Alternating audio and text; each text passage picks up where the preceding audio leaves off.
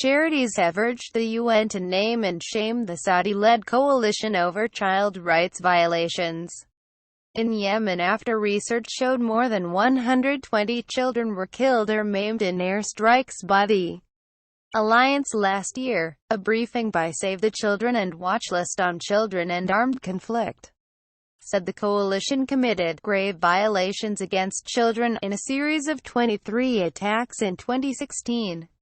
In each case, the alliance bombed hospitals or schools, or killed or injured children. Campaigners want the UN to highlight the actions of the Saudi-led coalition in its annual report on child rights violations in conflict, expected to be released next month. The report will include a blacklist of states and groups that have committed violations such as killing or maiming children, recruiting children, abduction, sexual violence, or attacking schools or hospitals. Saudi Arabia has been given a free pass to bomb schools and hospitals in Yemen. Rob Williams read more. Last year, Saudi Arabia appeared on the list only to be removed a few days later, following furious protests from Riyadh.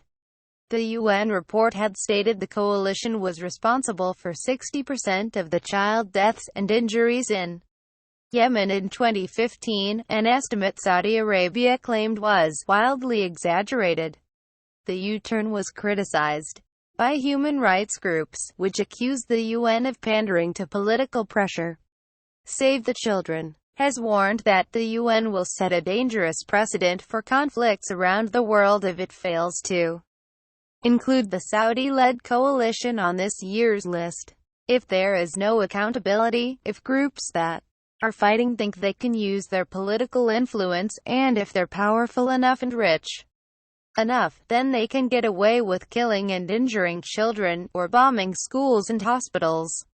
It sets a really dangerous precedent not just for Yemen but for conflicts around the world, said Caroline Anning, Senior Conflict and Humanitarian Advocacy Advisor at Save the Children. I saw people scattered on the floor.